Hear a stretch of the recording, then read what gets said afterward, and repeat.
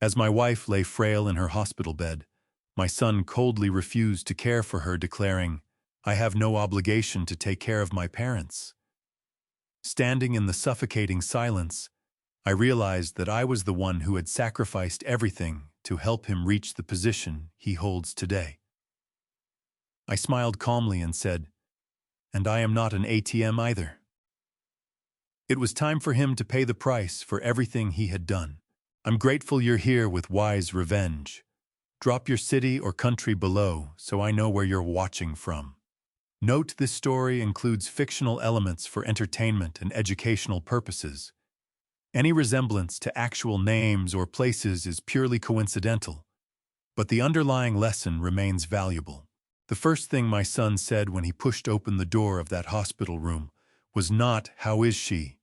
It was not, "Dad, I came as fast as I could." It was not even my name.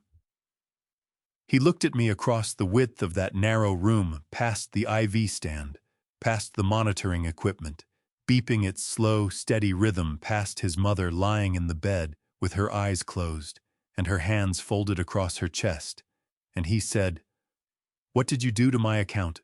The first thing my son said when he pushed open the door of that hospital clinic room on Sunday morning was not, "How is she?" It was not, "Dad, I came as fast as I could." It was not even my name. He looked at me across the width of that narrow room, past the monitoring equipment, humming its steady rhythm, past his mother resting in the bed with her eyes closed and her hands folded across her chest, and he said, "What did you do to my account?" I had been sitting in the chair beside Marjorie's bed through her morning evaluation. The cushion had gone flat. The coffee I'd poured from the vending machine down the hall had gone cold. I was 67 years old, worn thin by 10 days of hospital visits and sleepless worry since the morning she collapsed. And when I heard those 7 words come out of my son's mouth, something inside my chest didn't break. It went quiet. There is a difference, and I have thought about that difference every single day since. It went quiet. There is a difference, and I have thought about that difference every single day since. Adrian was 40 years old. He was broad-shouldered, well-dressed, even now, a charcoal wool coat, leather shoes that had never seen a muddy field in their life. He had his mother's jaw and my father's height, and for a moment, standing there in the doorway with the fluorescent light of the hallway cutting sharp behind him, he looked so much like the boy I remembered teaching to ride a bicycle on the gravel path behind the barn that my throat tightened. Then he took another step into the room, and the expression on his face came into focus, and he didn't look like that boy at all. He looked like a man who had driven 40 minutes not to see his mother, but to collect something he believed was owed to him. "To Adrian," I said. I kept my voice level. That took more effort than I will ever admit to another living person. "Your mother is right there." He glanced at Marjorie. 1 glance. Maybe 2 seconds. Then his eyes came back to me, and they were hard the way eyes get when a man has already decided what the conversation is going to be about before he walks into the room. "I know where she is, Dad. What I don't know is why my transfer stopped. The account shows nothing came through." Marjorie stirred. She didn't open her eyes, but her fingers moved against the blanket, a slow, searching motion, and I reached over and put my hand on top of hers, without thinking. Her skin was cool. The cardiologist had told me that her heart rhythm had stabilized overnight, that she would likely be discharged by the end of the week, that we had caught things early enough. I had held onto those words, like a man holds onto a fence post in a high wind. "Let's step outside," I said to Adrian. "I don't want to step outside. I want to know what's going on." His voice had risen enough that a nurse passing in the hallway slowed her pace and glanced through the window. Adrian didn't notice. He was already pulling out his phone, turning the screen toward me, as if I needed to see the notification myself, as if I hadn't been the one who made the decision. The automatic transfer didn't process.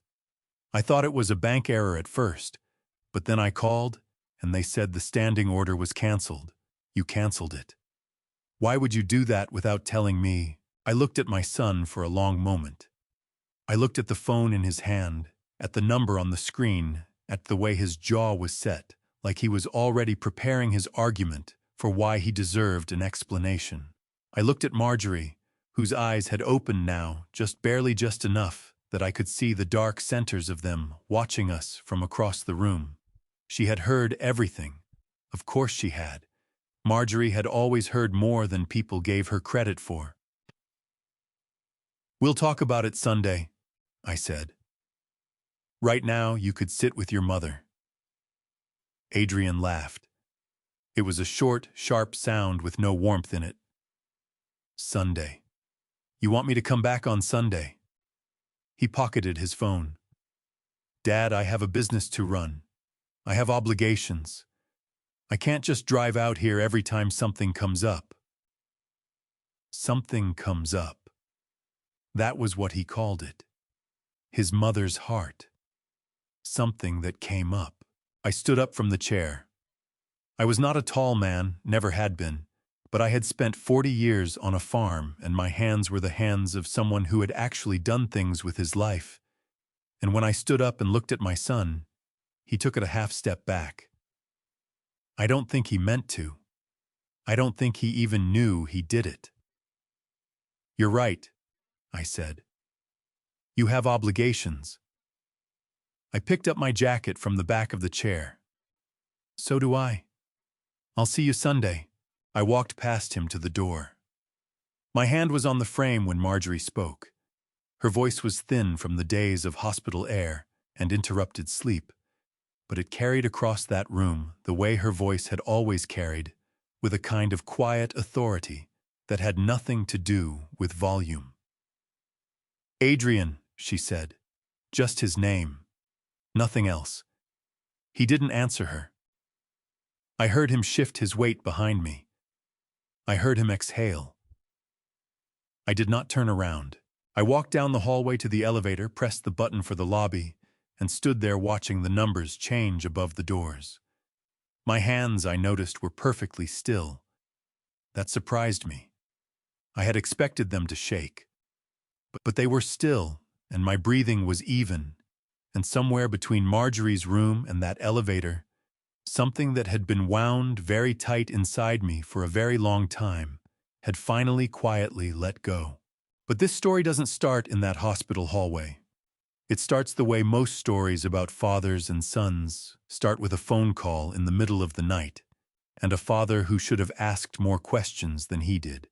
The call came on a Tuesday night in early November, 5 years before that hospital room, 5 years before my son walked past his mother's bed to ask me about a bank transfer. I know it was a Tuesday because Marjorie and I had just finished watching the news, and she had gone to bed early with a headache, and I was sitting at the kitchen table with a cup of decaf and the farm's quarterly expense ledger spread open in front of me. The furnace was running.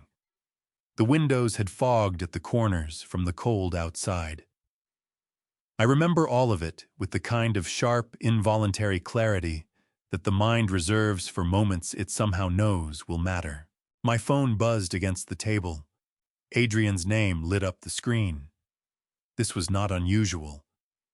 Adrian called when he needed advice about a supplier contract, a second opinion on a hiring decision, my signature on something his accountant had sent over.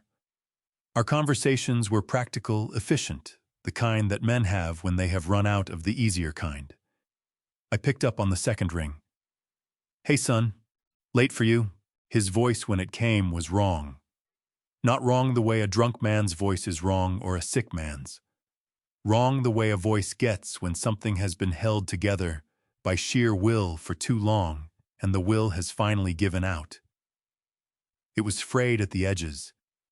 It was the voice of a 40-year-old man who was trying very hard not to sound like a frightened boy and not quite succeeding. "Dad."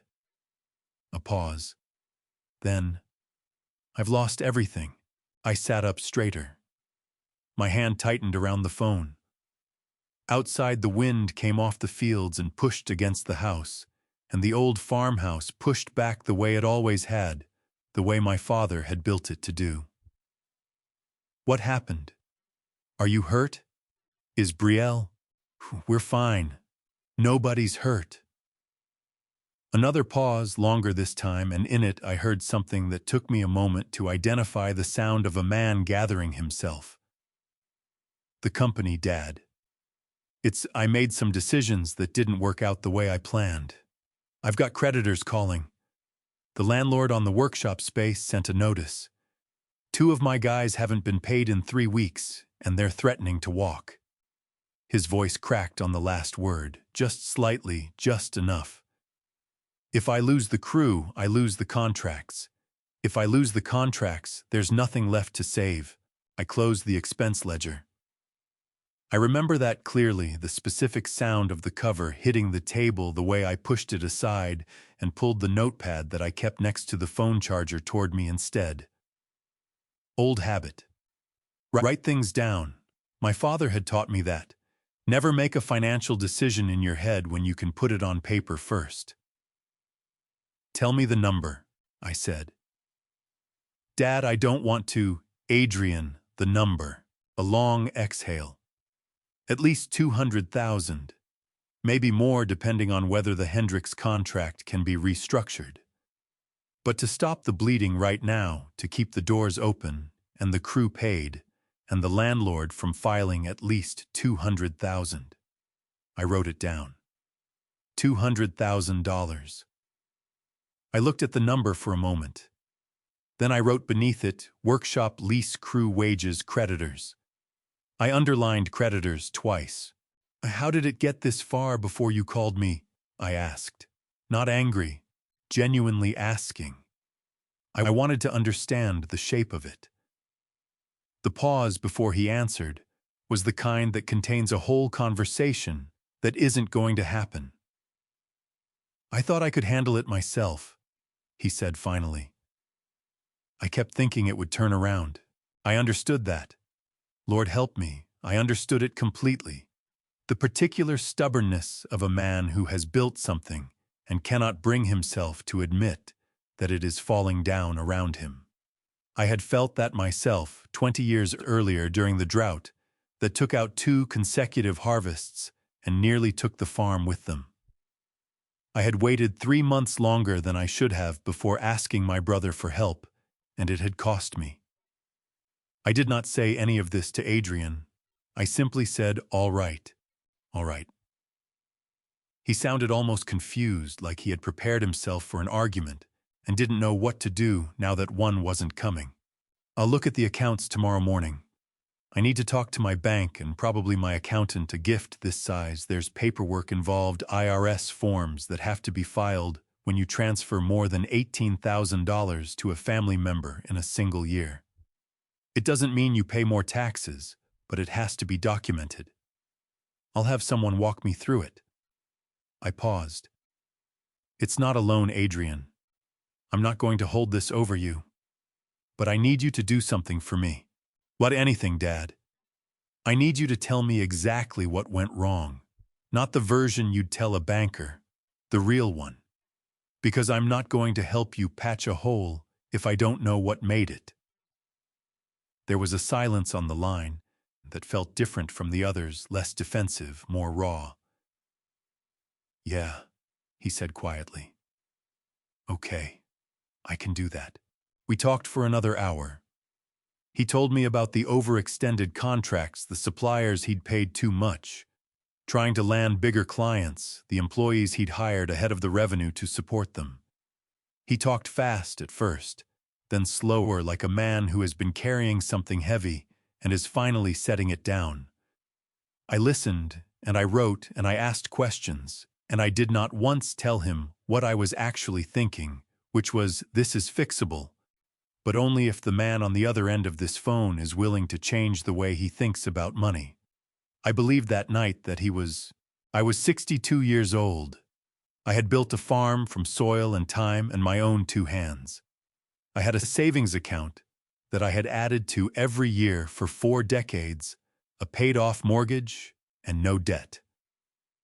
I had more than enough to help my son. And so the next morning, I drove to the bank and I started the process. $185,000 transferred in structured installments to satisfy the gift tax reporting requirements. Workshop lease brought current, crew wages cleared, the Hendricks contract restructured with the room to breathe that a little cash buys. I drove home that evening as the sun was going down over the west field, painting the sky in shades of orange and red that you only get in the Carolina fall. Marjorie was on the porch when I pulled up. She looked at my face and she said, "You gave him the money, didn't you?" It wasn't a question. It never was with Marjorie. "He needed it," I said. She nodded slowly. She didn't argue, but she reached over and took my hand, and she held it a little longer than usual before she went inside.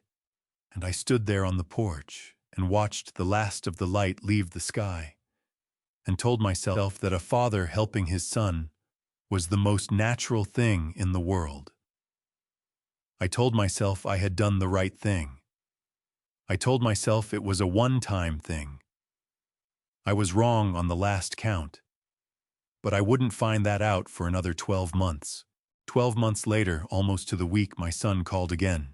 I was out on the east side of the property when my phone rang, walking the fence line the way I did every November to check for damage before the hard winter set in. The fields had gone gold and brown. The air had that particular sharpness to it that Carolina gets in late autumn, cold enough to make your eyes water, but not yet cold enough to mean it. I pulled off one work glove to answer, and when I saw Adrian's name on the screen, I felt something I am not proud of, a small, involuntary tightening in my stomach. Like a man who has been surprised once and has not entirely forgotten it. "Hey, son." "Dad." His voice was different this time. Not the frayed, barely held together voice of the November before. This was something more carefully constructed, measured, almost businesslike, the voice of a man who had rehearsed his opening. That I would learn was its own kind of warning sign. "You got a few minutes?" "I'm walking fence." "Talk." He talked. The company was stable now. The infusion of capital had done what it was supposed to do. The crew was intact. The Hendricks contract had expanded rather than collapsed. That part was genuinely good news, and I let myself feel it for the few seconds it lasted. Then Adrian said, "The thing is, Dad, Brielle and I have been trying to get approved for a mortgage, and we keep running into the same wall." I stopped walking. "What wall?" "The credit situation from before. When the company was in trouble, we carried some of the debt personally. It made sense at the time. The accountant recommended it for tax purposes. But it wrecked our debt-to-income ratio. The bank looks at our numbers, and they see two people who aren't creditworthy, even though the business is solid now." A pause. "We found a house, Dad. It's the right house. Good neighborhood, good schools for when the time comes, room to grow.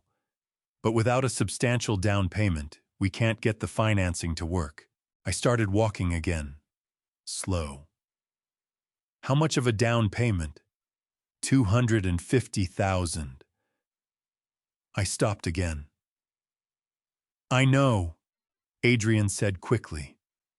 "I know how that sounds. But Dad, this isn't like before. This isn't bailing out a bad situation. This is an investment. Real estate in that area appreciates reliably. In 10 years, that house will be worth significantly more than we're paying for it. You'd essentially be helping us build equity." I noticed, standing there in the cold, with the dead grass crunching under my boots, that my son had not asked me whether I could afford it. He had not asked whether it was too much, or whether I needed time to think about it, or whether there was any part of the idea that gave me pause. He had moved directly from the problem to the solution to the justification as smoothly and efficiently as a man who has already decided the answer and is simply informing you of it. I noticed this. I filed it somewhere in the back of my mind, and did not take it out and examine it the way I should have. Instead, I said, "I'll need to sell some land." There was a brief silence, not guilty, not surprised. Just the silence of a man letting an answer land. "Dad, you don't have to. The parcel behind the south barn has been sitting idle for 3 years. I've had an offer on it twice. The price is fair." I pulled my work glove back on. "Give me 2 weeks." Brielle came with Adrian to the closing. I had met her before, of course, at the wedding 4 years earlier, at Thanksgiving the year after, at a birthday dinner for Marjorie that they had arrived late to and left early from. She was attractive in the way of someone who has always been told so, and has organized her personality accordingly, confident, well put together, generous with compliments, in a way that somehow managed to feel impersonal. She hugged me at the closing and said, "Everett, you have no idea what this means to us. You're incredible." Her perfume was expensive. I remember thinking that. The house was in a development about 30 miles from the farm, a neighborhood of large colonials with attached garages and landscaped front yards and streets named after trees that had been cleared to build them. It was a fine house. It was the kind of house that announces something about its owner that says, "Look at what I have achieved." I walked through it after the paperwork was signed, and I thought about the land I had sold to make it possible, the parcel my father had cleared by hand before I was born, where Marjorie and I had planted a small apple orchard the first year we were married. The orchard hadn't produced well in years. It was the practical choice. I told myself that. Gordon and Celeste Whitmore arrived at the housewarming 2 Saturdays later. Brielle's parents were a trim, pleasant couple in their mid-60s. Gordon had worked in insurance before retiring. Celeste had taught elementary school. They had driven up from Fayetteville, and they moved through the house with the comfortable, proprietary ease of people who had been consulted on every design decision. Celeste touched curtain fabric and nodded approvingly. Gordon shook my hand with the firm grip of a man establishing something. "We've heard so much about you," he said. "Brielle says you've been tremendously supportive." "Adrian is my son," I said. Gordon smiled. Of course he is." He said it the way men say things when they agree with the words, but not quite the point. I watched Gordon and Celeste move through the rooms that my land had paid for. I watched Brielle show her mother the kitchen island, the walk-in closet, the master bathroom with the heated floors. I watched Adrian accept congratulations with the ease of a man who had built this himself. And I stood with a glass of sparkling cider and my farm boots slightly out of place on the glossy hardwood floors, and I felt the first faint edge of something I could not yet name. At the end of the evening, Adrian walked me to my truck. The night air was cold and clean. He shook my hand, not to hug, a handshake, and said, "Thanks, Dad." "Really?" Then he went back inside and the door closed behind him, and I drove home alone through the dark. Marjorie had stayed back at the farm. Her back had been bothering her for a few weeks, and she hadn't felt up to the drive. When I got home, she was still awake, sitting in the kitchen with a heating pad across her lower back and a cup of chamomile tea. "How was it?" she asked. I hung my jacket on the hook by the door. I thought about Gordon Whitmore's handshake. I thought about Brielle's perfume and her impersonal compliments. I thought about my son's handshake, not a hug, a handshake, and the door closing behind him. "Nice house," I said. Marjorie looked at me over her tea. She had known me for 41 years. She knew what nice house meant when I said it in that particular tone of voice. She didn't press. She just reached across the table and turned the heating pad up one setting, and we sat together in the kitchen while the furnace clicked and ran, and I did not tell her how much the land had sold for. I didn't want to see her face when she did the math. The monthly transfers started the following spring, and became, like most things that begin quietly, simply part of the rhythm of life. $3,000. First of every month. I set it up as an automatic transfer from my personal checking account to Adrian's business account. And after that first month, it required nothing more from me than the occasional glance at my bank statement to confirm it had gone through. It was so easy that it barely registered as a decision anymore. It was just a fact of my financial life, the way the property tax was a fact, or the cost of seed in planting season.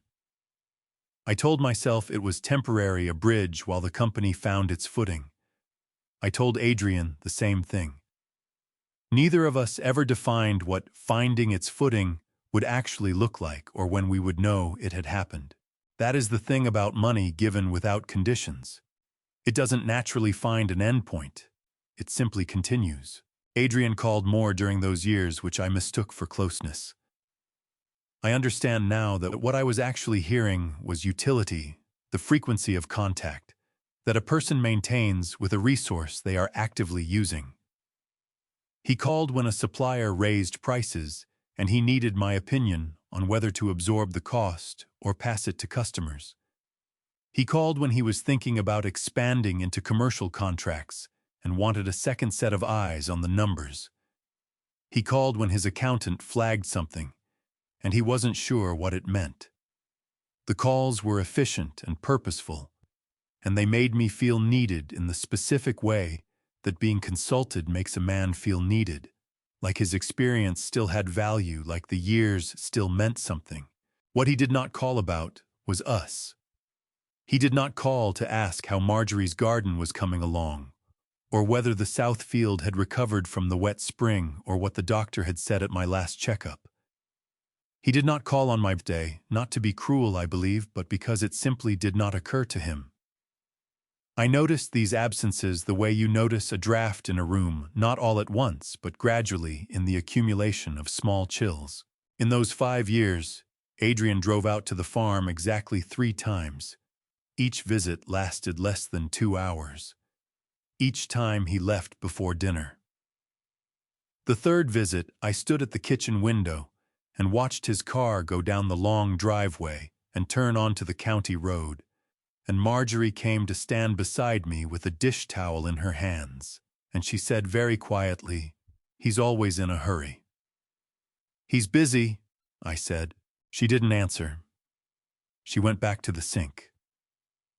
I stayed at the window a little longer than I needed to. The first indication that something was genuinely wrong came on a Wednesday afternoon in the 3rd year of the transfers. Marjorie had been complaining about her lower back for a few weeks, the kind of deep, grinding ache that doesn't respond to rest the way it's supposed to. Her primary care doctor ordered imaging and referred her to a specialist in Winston-Salem. The appointment was on a Wednesday. I drove her there and sat in the waiting room for 2 hours with a 2-year-old magazine and a cup of bad coffee while they ran their tests. That evening, I called Adrian.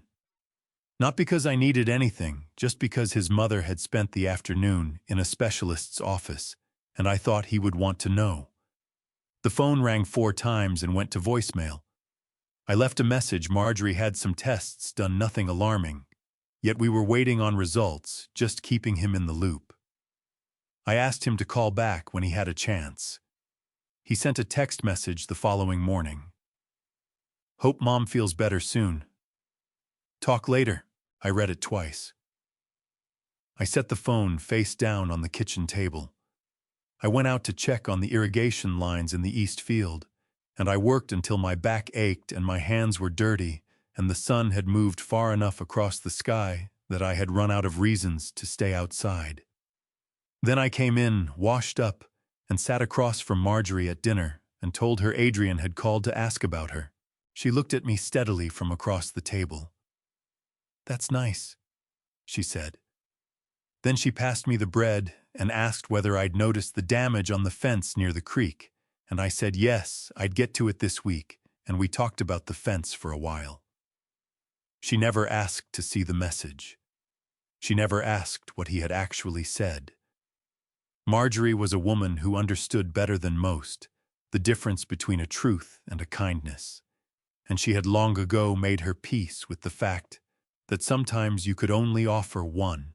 That night, I sat at my desk and opened the banking app on my laptop and looked at the transfer record. 36 payments. $108,000 over 3 years, on its way to $180,000 before it was done. I looked at that number for a long time. Then I closed the laptop, turned off the desk lamp, and walked down the dark hallway to bed. I did not stop the transfer the next morning. I would not stop it for another 2 years. But something had shifted, the way weight shifts in a structure before the first crack appears invisibly, silently, deep in the foundation, where no one thinks to look until it is almost too late. The morning it happened was a Thursday in late January, cold enough that the puddles in the gravel driveway had frozen overnight, and the truck windshield needed scraping before I could see through it. I had been up since 5:30, the way I always was. In winter, the farm doesn't care what season it is when something needs doing, and I had come back inside just before 7 to find Marjorie in the kitchen starting coffee. That was her routine, had been for 41 years. I hung my coat, washed my hands at the sink, and was reaching past her for a mug when I heard the sound. It was not a dramatic sound. That is the thing no one tells you about the moments that change everything. They rarely announce themselves with appropriate gravity. It was a short, sharp exhale, almost like a cough, that didn't finish, and then the sound of her hand hitting the edge of the counter as she grabbed for it. I turned around, and she was bent forward, her left hand pressed flat against the countertop, and her right hand clutching the front of her robe just below her collarbone, and the expression on her face was one I had never seen on her in 41 years of marriage. It was not pain exactly. It was bewilderment, the expression of a woman whose body had just done something she had not given it permission to do. Marjorie. I crossed the kitchen in 2 steps and got my arm around her. She was breathing in short, shallow pulls like a woman trying to sip air through a straw. Her skin under my hand was cold and damp. "Talk to me. Tell me what you're feeling." "Chest," she said. Just the one word. Her fingers tightened on the fabric of her robe. I lowered her into the kitchen chair, carefully, slowly, one hand behind her back and one on her arm, and grabbed my phone from the counter. I dialed 911, and when the dispatcher answered, I gave her our address and told her what was happening in the clearest, most direct language I could manage, because I had learned a long time ago that emergencies do not reward hesitation or elaboration. The dispatcher told me to keep Marjorie calm and not give her anything to eat or drink. I told her I understood. I pulled a second chair close and sat in front of Marjorie and held both her hands in mine and talked to her about nothing, about the frost on the fields, about the pair of red cardinals that had been at the feeder all week, about the fence repair I'd been putting off on the creek side. Just words, just my voice, something steady for her to hold on to while we waited. The paramedics arrived in 11 minutes. I know because I counted. They moved through my kitchen with the efficient, unhurried competence of people who have done this many times. And watching them work was both reassuring and quietly terrifying, because their calm told me they were not panicking, and their focus told me there was something real to focus on. They got Marjorie onto the stretcher, and I grabbed my wallet and my jacket and followed them out into the cold. In the ambulance, I sat beside her and held her hand. The paramedic across from us was adjusting equipment, reading monitors, doing the 10 things at once that paramedics do, and Marjorie turned her head toward me and said in a voice that was thin but entirely her own, "I'm fine, Ev. Stop looking at me like that." "Like what?" I said. "Like you're trying to memorize my face." I looked away out the small rear window of the ambulance at the gray January fields scrolling past. "I'm not," I said. We both knew I was lying. She squeezed my hand and didn't push it further. At Atrium Health Wake Forest Baptist Medical Center in Winston-Salem, They took her back immediately. A cardiologist met with me in a consultation room off the main corridor, a trim, precise man in his 50s, with the measured delivery of someone who had learned to give difficult information in careful doses. He told me that Marjorie had experienced a cardiac event, that her heart rhythm had been irregular on admission, but had responded well to initial treatment, and that they wanted to keep her for observation for at least 72 hours to monitor her stability and run a full battery of diagnostic tests. He used words like atrial, an intervention, and long-term management plan. And I nodded at each one and asked the questions I needed to ask and wrote down the answers in the small notebook I had grabbed from the kitchen counter on my way out the door. When the cardiologist left, I sat alone in that consultation room for a while. The chair was hard plastic. The walls were the particular shade of beige that institutional spaces default to when no one has made a deliberate choice. A clock on the wall read 8:47 in the morning. Less than 2 hours had passed since Marjorie had reached for the counter in our kitchen. It felt like a different day entirely. I thought about calling Adrian. The thought came and went 3 times before I finally picked up my phone.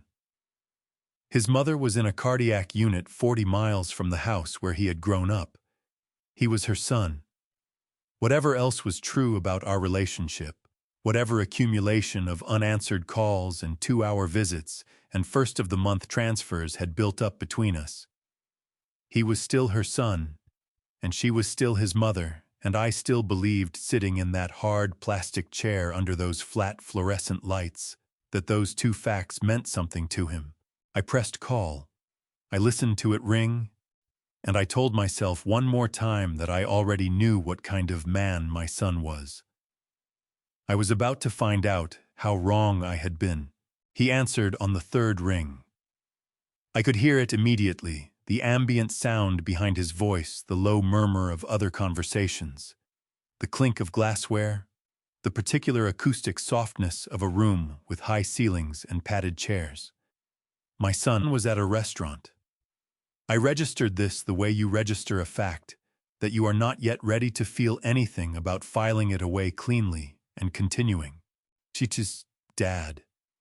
His voice was loose, relaxed, in a way it only got when he had eaten well, and the evening was going the direction he wanted. What's up? Your mother is in the hospital, I said. Atrium Health in Winston-Salem. They admitted her this morning. Her heart. A pause. The restaurant sounds continued behind him, indifferent. Her heart. What do you mean, her heart? She had that back thing. This is different. The cardiologist says it's an irregular rhythm. They're keeping her for at least 3 days while they run tests and stabilize her. I kept my voice even. I was sitting in that hard plastic chair in the consultation room, and I was looking at the beige wall in front of me, and I was being as clear as I knew how to be. I need you to come to the hospital tomorrow morning and sit with her for a few hours. I have an appointment with my attorney that I've been trying to reschedule for 2 weeks. I need 4 hours, Adrian, that's all. Another pause, longer. I heard him shift. I heard a woman's voice in the background. Brielle. I recognized the particular pitch of it, saying something I couldn't make out. Then Adrian said, Dad, I hear you, but I have to be honest with you. I've got things scheduled tomorrow that I really can't move. My hand tightened on the phone. Things. A supplier meeting in the morning, and then a lunch I've been trying to lock in for 6 weeks. This client is difficult to pin down, and if I cancel again, Adrian. I said his name the way I had said it when he was 12 years old, and had just told me something I needed him to reconsider. Your mother had a cardiac event this morning. She's in a hospital bed 40 miles from your house. The silence that followed was 3 seconds long. I counted them. Then my son said in a voice that had gone flat and careful, Dad, I love Mom. You know that. But I don't have an obligation to drop everything every time there's a medical situation. You need to have a plan for this kind of thing. That's just the reality of adult life. The room felt very still suddenly. The clock on the wall kept moving. I could see the second hand making its steady circuit. But everything else seemed to have stopped, the way sound sometimes drops out in the moments after something loud. I don't have an obligation. I turned those words over in my mind, the way you turn a stone over to see what's underneath it. And what I found underneath them was not anger, not yet. What I found was a cold, clarifying recognition. I had heard my son's priorities stated plainly before. I had simply chosen not to listen. Then I heard Brielle's voice closer now, like she had leaned in toward the phone. Adrian must have had it on speaker, or held it away from his ear because her words came through clearly. He should hire a private nurse if he needs help. That's what people do in these situations. We can't structure our lives around being on call for his parents. I looked at the wall for a moment. I thought about Marjorie in the kitchen that morning, the sound of her hand hitting the counter, the way she had said chest, with the simplicity of someone reporting a fact. I thought about 41 years of her waking up next to me. I thought about the land I had sold. I thought about $180,000 moving quietly from my account to my son's over 5 years, never once asking where it went. Never once requiring anything in return except the ordinary human decency of a son toward his parents. "You're right," I said. My voice came out quieter than I expected and steadier. "I should have a plan." "Dad!" Adrian started. "And you're right that I shouldn't expect you to be on call." I stood up from the plastic chair. My knees ached from sitting too long the way they always did in cold weather, and I straightened up slowly and walked to the window that looked out over the parking structure. I've been thinking about plans a lot today, actually. I think it's time I reviewed a few of them. What does that mean? The looseness had gone out of his voice. It means I'm not your ATM, Adrian. Same as you're not my caregiver. I said it without heat, without any of the anger I had expected to feel. It came out as simple fact, the way the most important things usually do when you finally stop performing around them. "Get some sleep. I'll be in touch." I ended the call. The phone lit up again within 30 seconds. Adrian's name on the screen, then a second time, then a third. I put it face down on the chair, picked up my jacket, and walked back down the corridor toward Marjorie's room. The night nurse was adjusting her IV line when I came in. Marjorie was awake, her eyes tracking me as I crossed the room and pulled the visitor's chair close to the bed. "Was that Adrian?" she asked. "It was," I said. She studied my face with the unhurried attention of a woman who had 41 years of practice reading it. "He's not coming, is he?" It was not a question. I reached over and covered her hand with mine. Her skin was warmer than it had been that morning, and I held on to that the way a man holds onto the small, true things when the larger ones have stopped making sense. "Go to sleep, Marjorie," I said. "I'll be here when you wake up." I left the hospital at 6:30 the following morning after the day nurse came on shift, and Marjorie had eaten half a cup of oatmeal and told me with some of her usual firmness that I was hovering and it was making her tired. I drove through Winston-Salem in the gray early light, stopped at a gas station for coffee that tasted like it had been sitting since the previous administration, and arrived at the office of Marcus Webb 20 minutes before our scheduled appointment. Marcus had handled my legal affairs for 11 years. He was a compact, deliberate man in his early 60s, with wire-rimmed glasses and the unhurried manner of someone who had learned that most problems examined carefully enough revealed their own solutions. His office was on the 4th floor of a building downtown, with a window that looked out over a row of bare January oaks, and beyond them, the gray suggestion of the city waking up. I had always liked that office. It felt like a place where clear thinking was possible. His assistant brought coffee, real coffee hot in a ceramic mug, and then Marcus came in, shook my hand, and sat across from me with a legal pad and his reading glasses pushed up on his forehead. He looked at my face for a moment before he looked at anything else. "You didn't sleep," he said. "Marjorie's in the hospital. Cardiac unit at Atrium Health." He set his pen down. "I'm sorry, Everett. How serious? Serious enough. They're stabilizing her. She'll be all right." I said it the way I had been saying it since the previous morning, firmly, because firmness had always been how I managed the distance between what I feared and what I could afford to feel in a given moment. That's actually part of why I'm here. I want to make changes to the estate plan. Marcus picked his pen back up. "What kind of changes?" "To the transfer of the farm management rights to Adrian. The inheritance trust I set up for him 3 years ago. The designated succession plan for the property." I looked at the window at the bare oaks outside. "I want to suspend all of it. Possibly permanently, depending on what the next few weeks look like." Marcus wrote without comment for a moment. That was one of the things I valued about him. He did not editorialize while you were still speaking. He waited until you had finished. Then he asked exactly the question that needed asking. He looked up from his pad.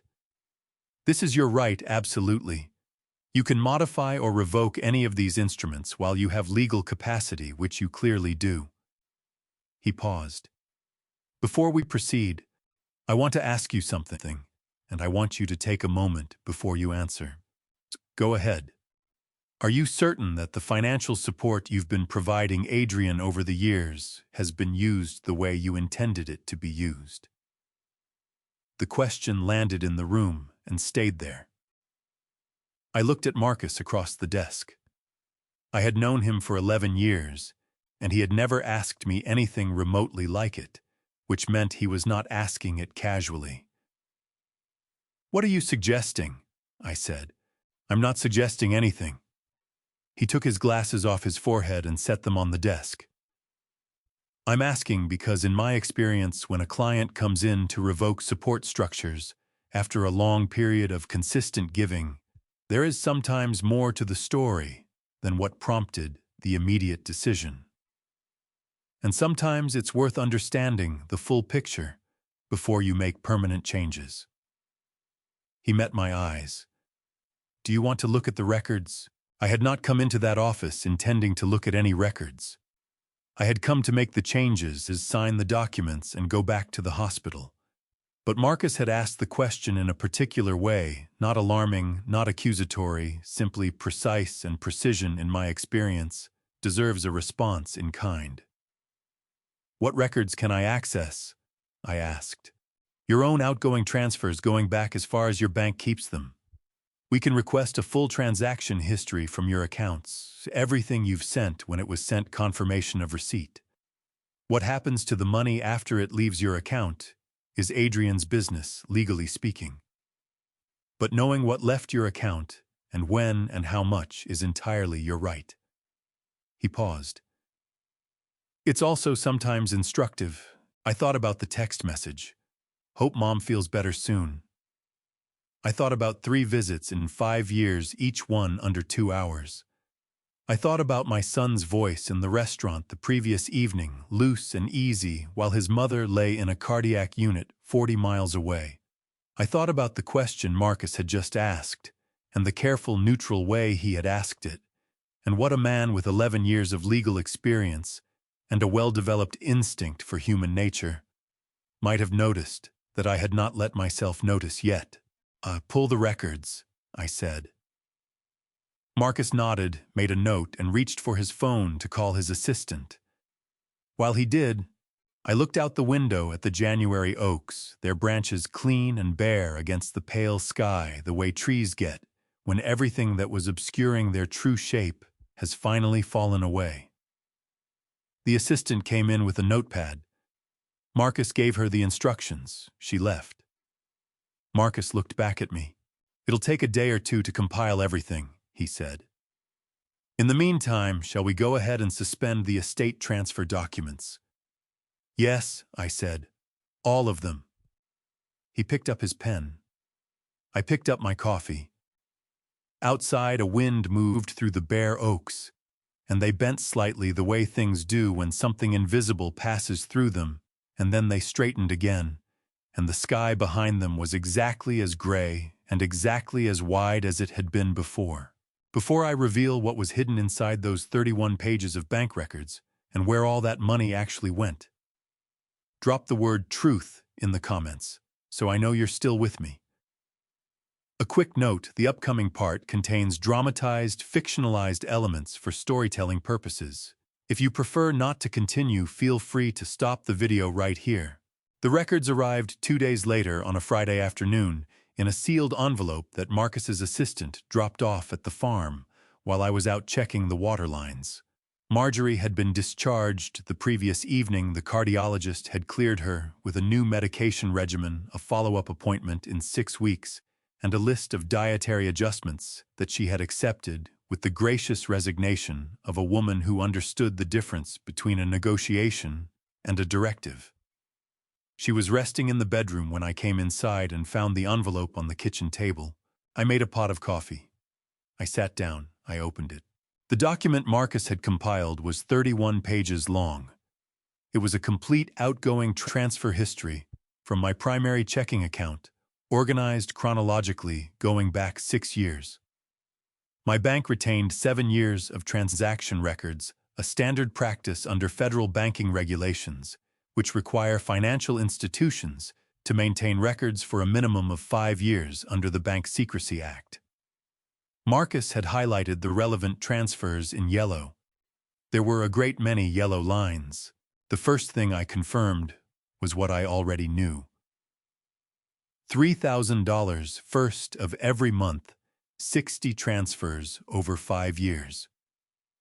$180,000 total. The numbers were not a surprise. What came next was, Marcus had attached a supplementary analysis, a comparison he had built by cross-referencing my outgoing transfers with the financial records Adrian had submitted to our joint family trust file during our estate planning review the previous year.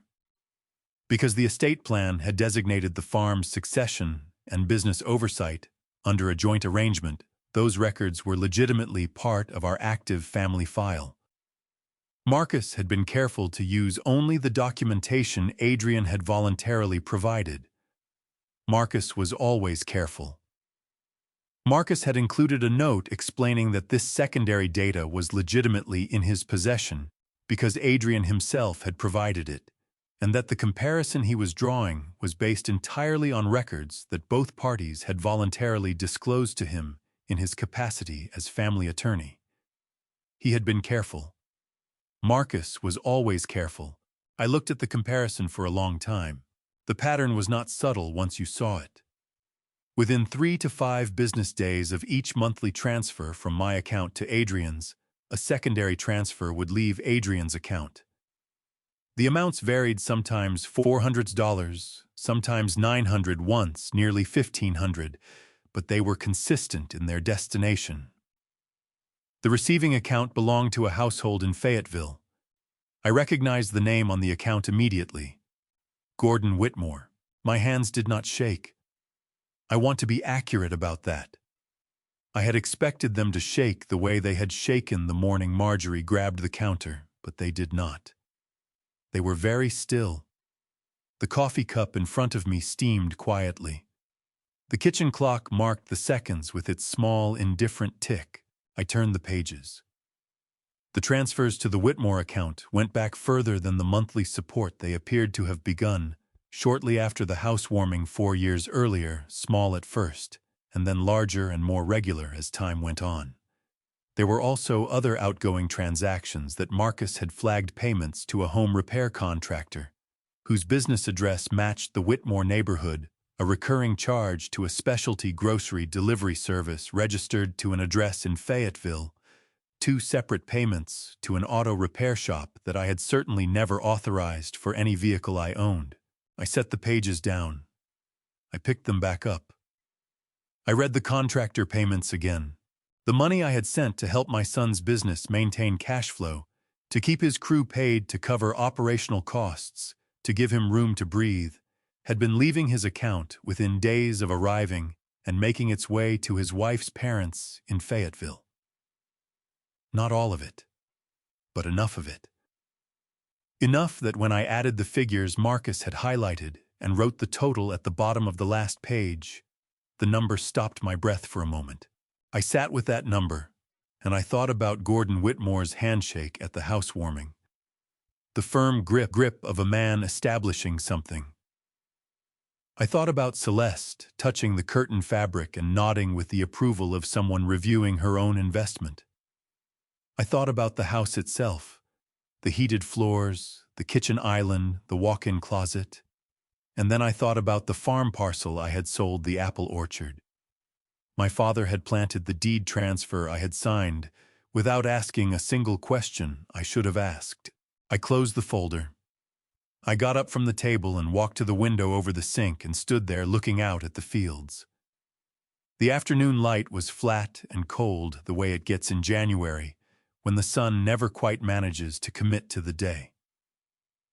The fence line along the east boundary needed work. I had been meaning to get to it for 3 weeks. Marcus had included a handwritten note on the inside cover of the folder. It said, "Call me when you've read it.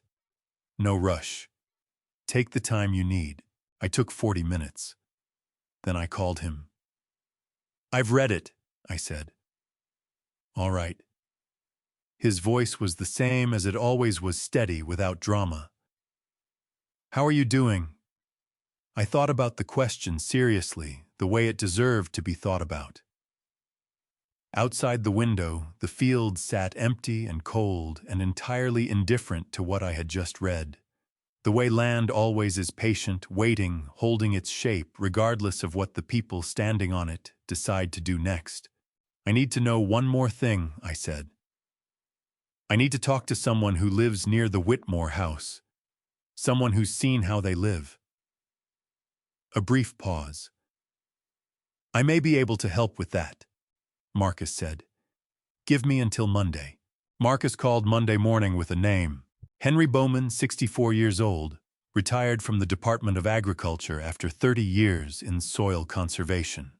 He lived 3 houses down from Gordon and Celeste Whitmore on a quiet street in a Fayetteville subdivision, had been their neighbor for going on 9 years, and according to Marcus, was the kind of man who noticed things and had no particular reason to keep what he noticed to himself.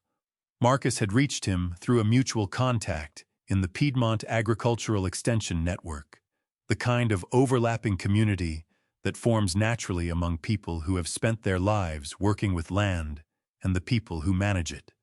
Henry had agreed to meet me on Tuesday afternoon. I drove down on a gray Tuesday, 2 hours south on the interstate through the flat winter landscape of the Carolina Sandhills.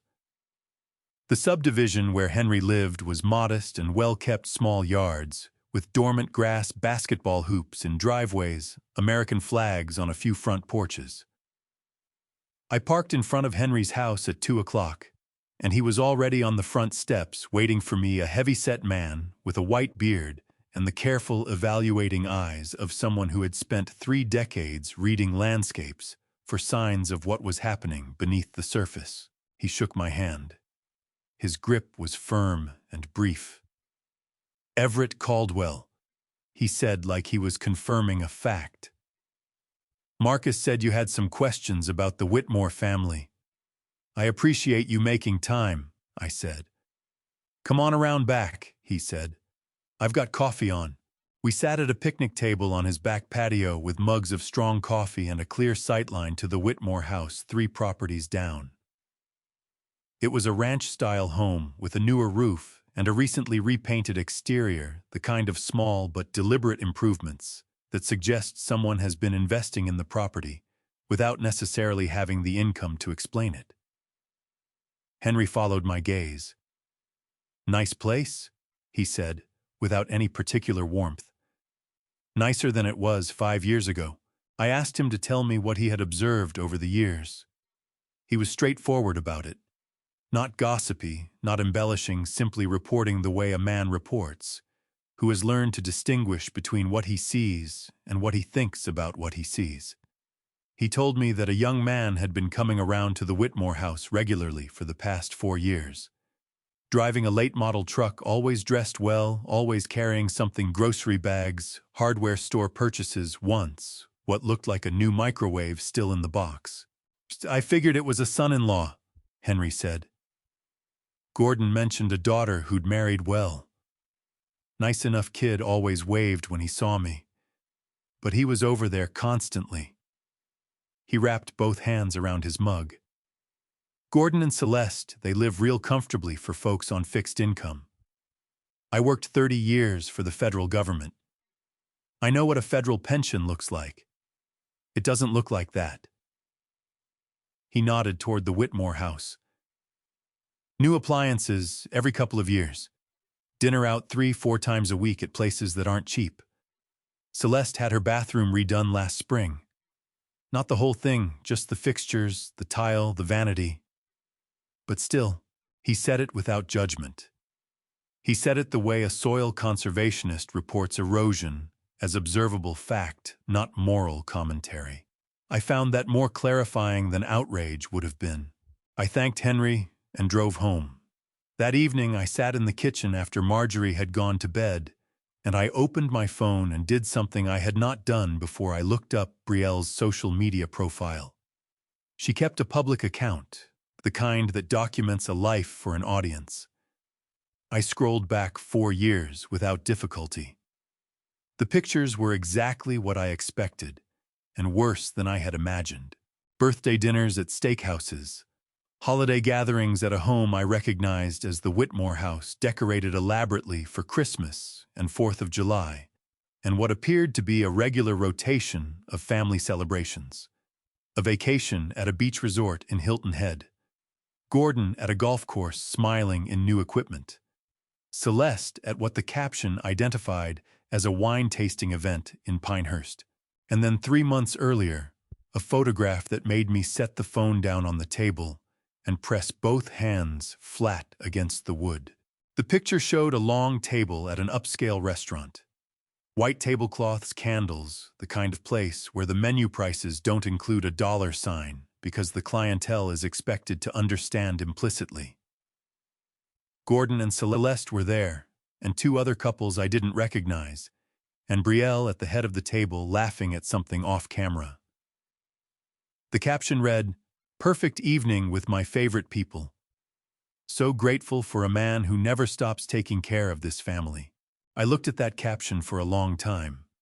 I looked at Gordon's expression, comfortable, proprietary, the expression of a man who has grown accustomed to a standard of living he did not build.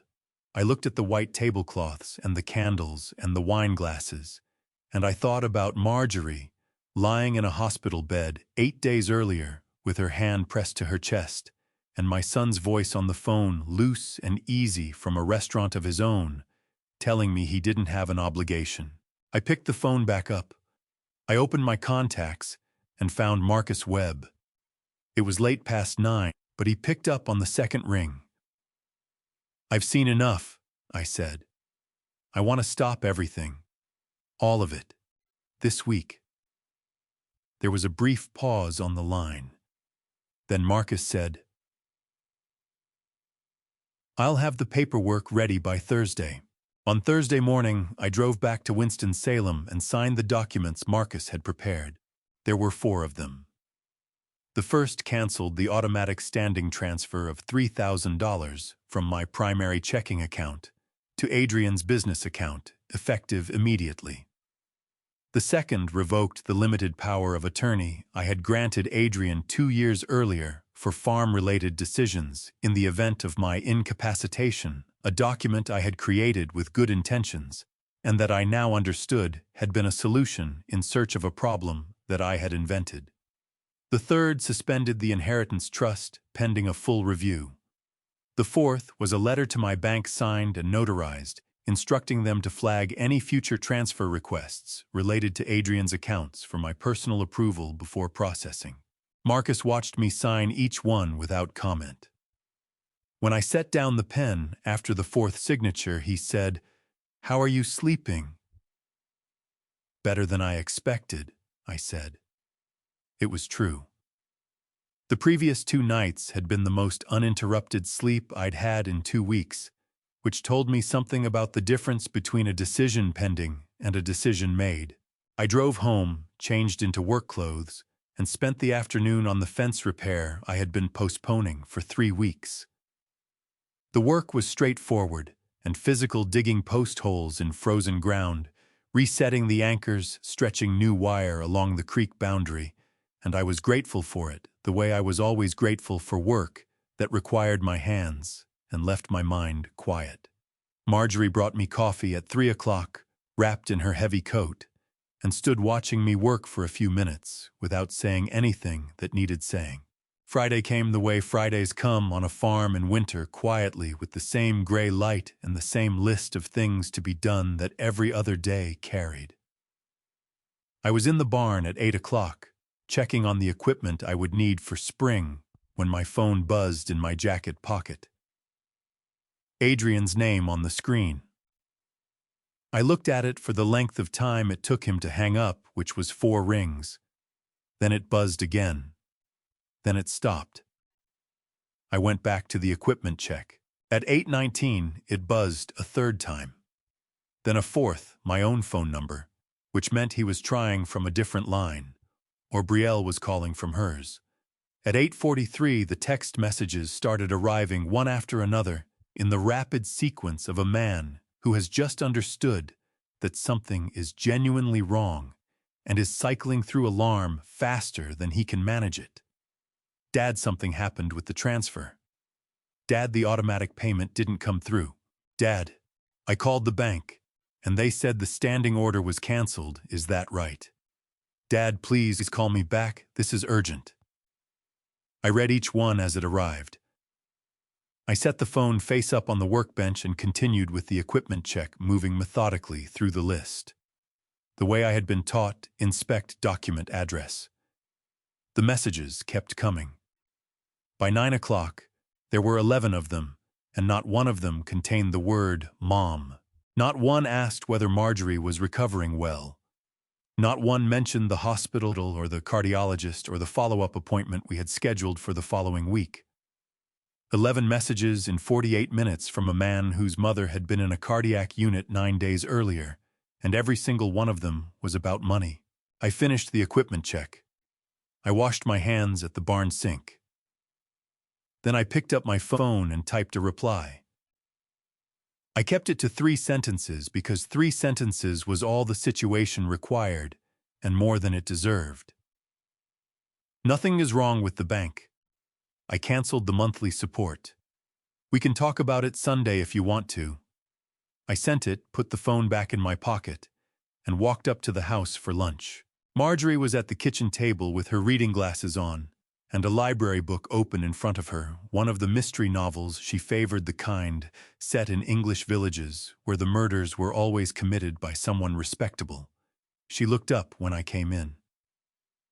"You look like you made a decision," she said.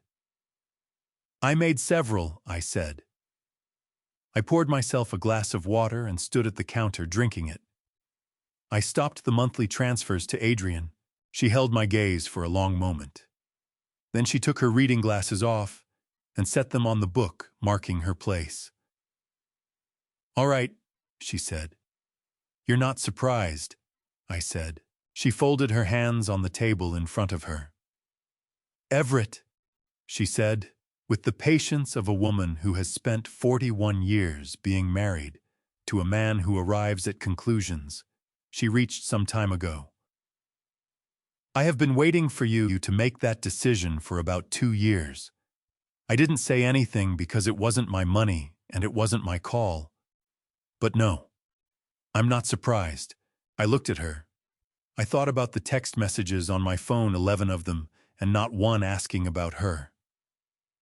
I thought about the 4 hours I had asked for and not received. I thought about the housewarming and the handshake and the orchard my father had planted. "Sunday he'll come," I said. "I know," she said. She picked her glasses back up and opened her book. "I'll make sure there's coffee." I went back outside. The afternoon was cold, and still the fields stretched flat and gray in every direction. And somewhere beyond the tree line, the sun was doing its best with what the season allowed. I stood on the porch for a while and let the cold air move through me, and I thought about Sunday coming, and I told myself I was ready. I had the records. I had the documents. I had 40 years of patience and 1 week of clarity, and between the two of them, I thought that might be enough. He came on Sunday the way I knew he would. Marjorie had a follow-up check at the cardiac clinic that morning. Not an admission, just a monitoring appointment, the kind where they run an EKG and review her medication levels and send her home with adjusted instructions. I had brought her in at 9, and we were back in the same wing where she had been admitted 10 days earlier, in a smaller room this time, with a window that looked out over the parking structure and a chair beside the bed that I had claimed before the nurse finished getting Marjorie settled. I had brought the folder Marcus had compiled. I had not told Marjorie I brought it. I had simply put it in the bag with her extra cardigan and her reading glasses case and carried it in without making anything of it, because I had learned over 41 years that the best way to handle something Marjorie would worry about was to handle it before she had the chance. Adrian arrived at 11:17. I know the time because I had been watching the door since 11, not with anxiety, but with the specific attentiveness of a man who has made his preparations and is simply waiting for the moment to begin. He came through the door the way I had described to myself he would quickly, with purpose, his jaw set, and his eyes moving around the room in that fast, acquisitive way that told me he had rehearsed something on the drive over and was looking for the right place to begin it. His eyes landed on Marjorie first. 1 second, maybe 2. She was sitting up against the pillow with her reading glasses on and her mystery novel open in her lap, and she looked at him over the top of her glasses with an expression I recognized as the one she reserved for situations she had anticipated and was managing carefully. Then Adrian's eyes moved to me. "What did you do?" he said. Not shouted, said in the clipped, pressurized voice of a man who has been building toward this conversation for 2 days and has arrived at it with more heat than he intended to show. "Good morning, Adrian," I said. "Your mother is doing better. Thank you for asking." His jaw tightened. "I'm serious, Dad. I called the bank. I talked to 3 different people. The standing order is gone, the trust account is frozen, the POA has been revoked. Do you have any idea what that does to my cash flow right now? Do you understand what you've done?" Marjorie set her book down. She took her reading glasses off, slowly folded them, and placed them on the tray table beside her, with the deliberate care of a woman choosing her actions very precisely. She was watching her son with an expression I had not seen on her face before. Not anger, not hurt, but a kind of exhausted recognition, as though something she had told herself for years was not true, had just confirmed itself beyond the possibility of further argument. "Adrian," she said. Her voice was steady and quiet. "I am sitting right here." He glanced at her. "I know, Mom. I'm glad you're better. But this is important." "So am I," she said. The words landed in the room and stayed there. Adrian opened his mouth and closed it again. I stood up from the chair, reached into the bag beside it, and pulled out the folder. I set it on the rolling tray table at the foot of the bed where he could see it clearly, but would have to make a deliberate choice to pick it up. "Before you tell me what I've done," I said, "I'd like you to look at what you've done. Take your time." He stared at the folder. He crossed the room and picked it up with the wariness of a man who suspects what's inside, but hasn't yet committed to knowing it for certain. He opened it. I watched his face as he read the small, rapid adjustments of expression that a face makes when the information it is receiving conflicts with the story it has been telling itself. His color changed. Not dramatically, but enough. He flipped to the second page, then the third. "Yeah, this is my financial information," he said. "How did you get this?" "It's my financial information," I said. "It's a record of every dollar that left my account in 5 years. What you're looking at is where it went after it left." I kept my voice even the way I had kept it even for 10 days, the way I intended to keep it, even for as long as this conversation lasted. "Your father-in-law's account received regular transfers from yours within days of receiving mine. For 4 years. I've had it confirmed independently by someone who watched the lifestyle those transfers supported." Adrian set the folder down on the tray table. His hands, I noticed, were not entirely steady. "Dad, I can explain." "I'm sure you can," I said. "But I want you to understand something first." I picked up the folder and held it so that the top page faced him, the summary sheet, the one with the total at the bottom. "I gave you this money to keep your business running, to pay your crew, to cover your lease, not to fund a lifestyle for people I have never been responsible for." I set it back down. "While your mother was in this hospital, I was sitting in a plastic chair in a consultation room, trying to understand where 40 years of savings had gone, and what I found was that a very large portion of it had gone to make Gordon and Celeste Whitmore's retirement considerably more comfortable than my own." Marjorie made a sound, not a word, just a sound the kind that escapes involuntarily when something confirms a long-held fear. Adrian looked at her. For the first time since he had walked through the door, he looked at her for more than a second, and what he saw in her face appeared to cost him something. "Mom," he said. His voice had changed, the pressure had gone out of it, replaced by something less certain. It wasn't like that." "What was it like?" she asked. She asked it genuinely, without accusation, the way a woman asks a question she actually wants answered. Adrian looked at his mother. He looked at the folder on the tray table. He looked at me. And for the first time in this conversation, he had no prepared answer. The rehearsed version of this moment, whatever it had been, had not included his mother asking him a sincere question from a hospital bed. And the absence of a script left him standing in the middle of the room, looking suddenly younger than 40 and considerably less certain than he had been when he walked in. The silence that followed Marjorie's question lasted about 4 seconds. Then Adrian found his footings again, and the version of him that found it was not the one I had been hoping for. "Oh, what was it like?" He repeated her words back with a short, humorless laugh that landed in the room like something dropped from a height. "It was like being the only person in this family who actually functions, Mom.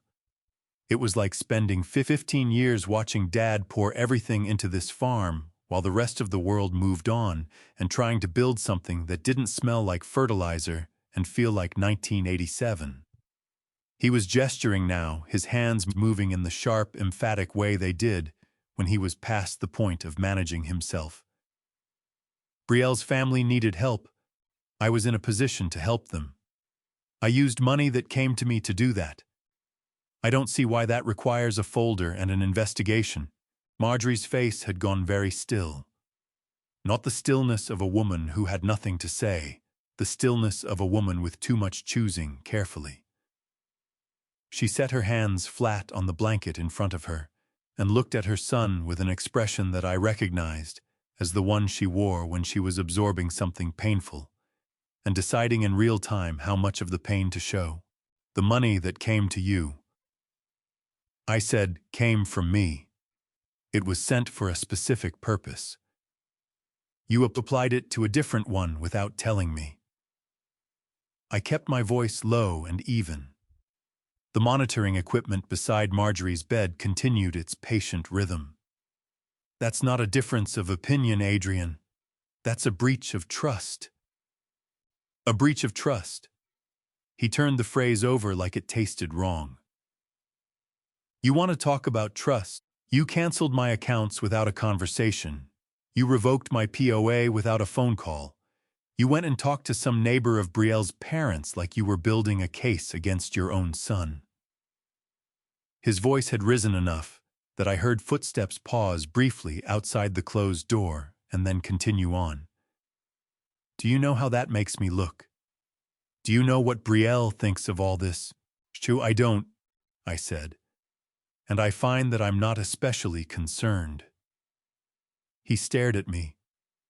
Something in my tone, the flatness of it, the absence of the apology he had expected seemed to genuinely surprise him. He was accustomed, I realized, to a version of me that bent, that apologized for the inconvenience of having expectations, that smoothed things over because smoothing things over was what I had always done, the path of least resistance that I had mistaken for love for so many years. You're going to stand there, he said, his voice dropping to something harder and colder, and act like you're the victim here. You gave that money freely. You told me yourself it wasn't a loan. You said your exact words. Dad, your exact words. I just want to see you stand on your own feet. Well, I was standing. And the way I was standing is my business, not yours. Your mother's health is my business, I said. Her being in this room is my business.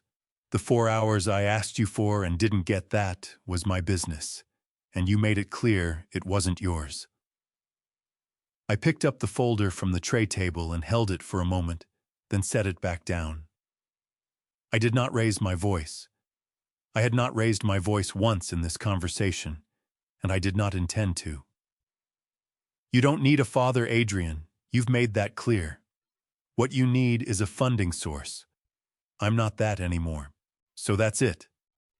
His jaw was tight, his eyes bright with something that was not quite anger and not quite grief, but lived in the territory between them. 40 years, and that's what you decide I am to you. No, I said. 40 years is why it took me this long to say it. He looked at me for a long moment. Then he looked at Marjorie. She met his gaze without flinching, without the softening around the eyes that had always been available to him when he needed it. And I think that absence hit him harder than anything I had said, because his mouth opened slightly and then closed, and he looked suddenly like a man who has just understood that a door he expected to find unlocked has been closed from the inside. He picked up his jacket from the chair where he had dropped it. He crossed to the door. His hand was on the handle when I said his name. He stopped. He didn't turn around. Your mother has a follow-up appointment in 6 weeks, I said. If you want to know how she's doing, you can call her directly. She'd like to hear from you. A pause. I would suggest you call soon. He went out. The door closed behind him with a soft, institutional click that seemed too quiet for the size of what had just happened in the room. I stood there for a moment. Then I walked to Marjorie's bedside and sat down in the chair beside her. She was looking at the closed door, her hands still flat on the blanket. I reached over and covered them with mine, and she turned her hands over and held on. And we sat like that for a while, the two of us, while the monitor kept its steady count, and the January light outside the window did its flat, patient best. He'll be back, she said finally. Not as a wish, as a fact. The kind of thing Marjorie said when she knew something I was still working toward. Maybe, I said. She squeezed my hands. He will, she said. He just has to lose a few things first. I did not witness what happened next. I want to be clear about that. What I know of the weeks that followed, I learned in pieces, some from Adrian himself later when he was ready to tell it, and some from Marcus, who had his own sources, and a small part from Henry Bowman, who called me one afternoon in March simply to ask how Marjorie was recovering, and mentioned in the offhand way of a man reporting weather that the Whitmore house had gone quiet lately, that people stopped coming around, that Gordon's truck had not moved from the driveway in 2 weeks. I assembled it the way you assemble most things you were not present for, carefully, with the understanding that every account has its angle, and that the truth lives somewhere in the overlap. The company did not collapse immediately. That was the first thing I had to correct in my own imagining of it. Adrian was not without resources entirely. He had the house, he had some business contacts. He had the particular stubbornness of a man who has been publicly successful and finds the idea of public failure genuinely intolerable. For the first 2 weeks after I stopped the transfers, he managed. He moved money between accounts, deferred payments. He could defer called-in favors from suppliers he had treated well over the years. He told himself it was temporary. He told himself his father would come around. By the end of the 3rd week, the creditors who had been patient during the previous difficult period, the ones who had agreed to restructured terms 2 years earlier, the ones who had extended him goodwill on the strength of what they believed was a well-capitalized operation, began to understand that the capital structure had changed. They made calls. They sent letters. One of them, a materials supplier in Greensboro, who was owed $60,000 and had been carrying the balance for 8 months, filed a formal demand for payment within 30 days. The crew left first. Not all at once. 2 of the longer-tenured men stayed through the end of the month, out of something that was probably loyalty and possibly habit. But the newer hires read the situation clearly and found other positions. Without the crew, the active contracts could not be fulfilled.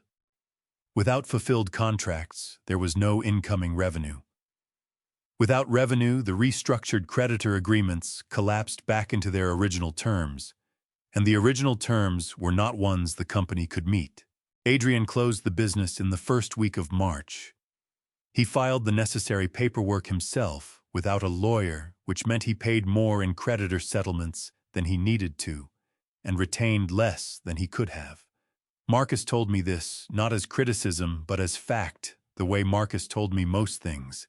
What happened with the Whitmore family, I learned from Adrian. He told me about it months later, sitting on the porch of the farmhouse in the early evening, speaking in the flat, stripped-down way of a man who has stopped managing his own narrative. He said the change in Gordon and Celeste had not been sudden. It had been gradual, the way tides change, almost imperceptible at first, and then undeniable. The invitations to dinner slowed. The calls from Celeste to Brielle became shorter. Gordon, who had always greeted Adrian with the proprietary warmth of a man pleased with his daughter's choice, became vague and non-committal when Adrian called. Brielle felt it before she admitted it. Adrian said she had started small arguments in the evenings about things that had nothing to do with what the arguments were actually, about the way the dishes were loaded, the temperature of the house, small domestic frictions that were really about the larger friction neither of them was ready to name. And then one evening in late March, after a dinner with her parents that had gone badly in a way no one explicitly acknowledged, Brielle sat across from Adrian at the kitchen table in the house my land had paid for, and said the thing that had been building for weeks. You always acted like you had it figured out," she said. "Like you were the one holding everything together. But it was your father's money the whole time. Without that, what are you—" Adrian told me he had not answered her. He said he had looked at her face and understood for the first time with real clarity that the question was not rhetorical. She genuinely wanted to know. And he did not have an answer because he had never had to find one before. The money had always been there. The answer had always been provided for him the way the money had been provided, without conditions and without end until it wasn't. He sat alone in that house for 3 days after Brielle went to stay with her parents. He sat with the quiet, the way you sit with something that has weight, something that presses down. He said he thought about calling me.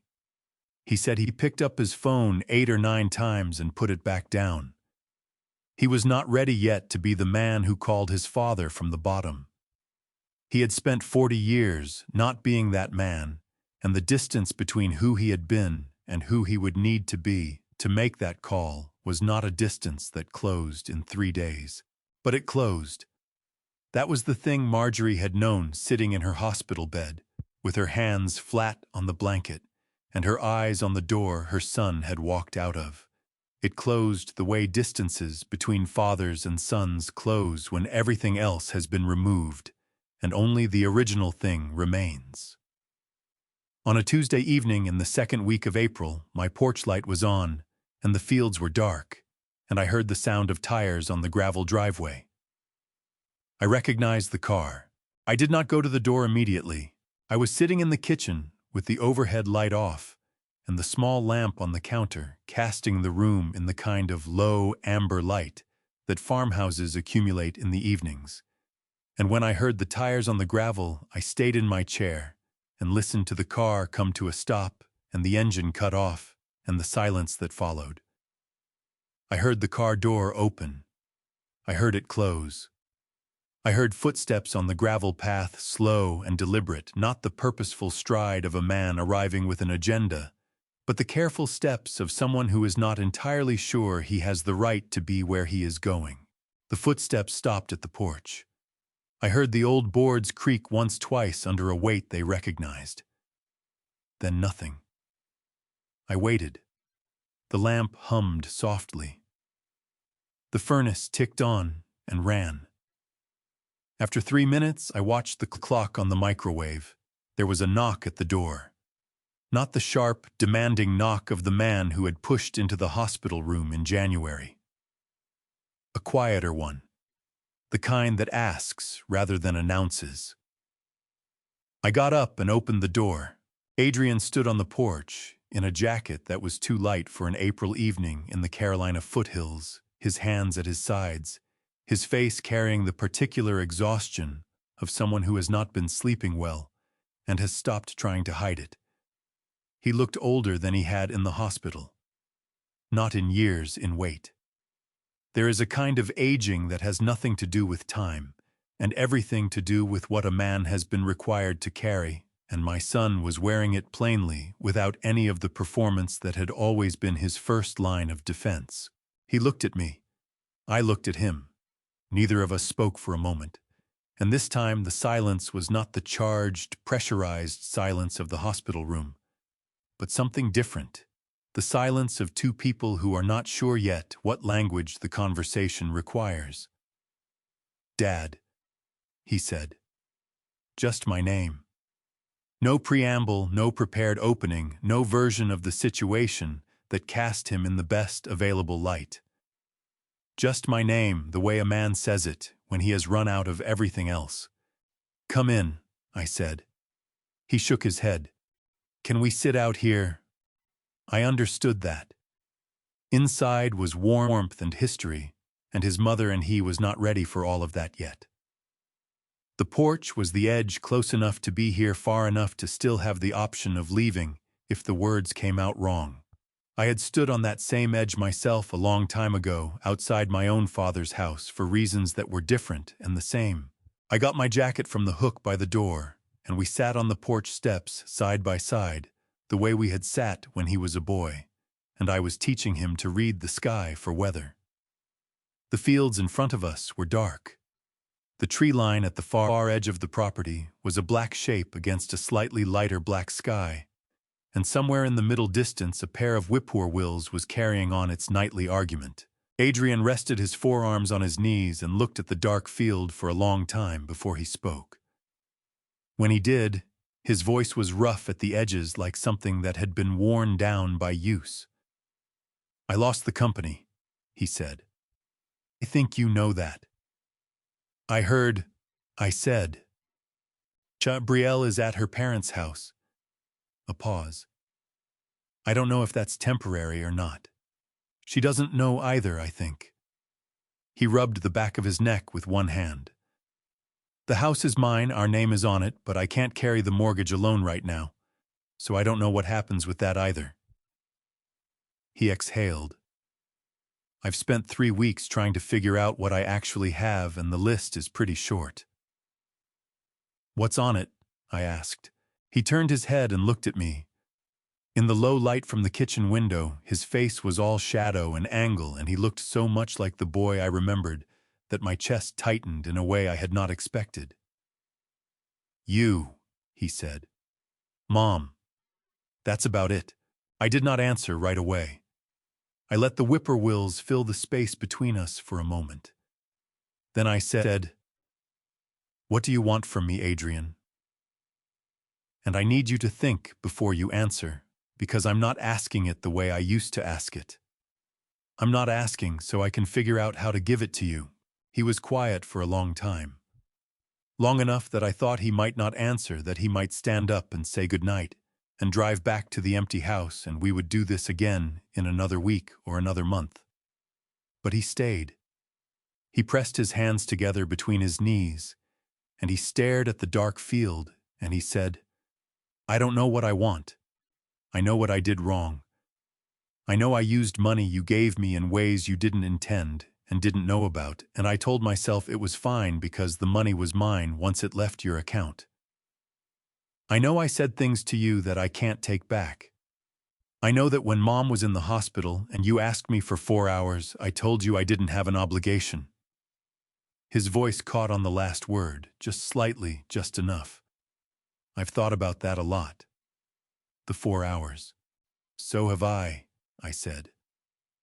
He turned to look at me fully now, and his eyes were wet, and he did not try to do anything about that.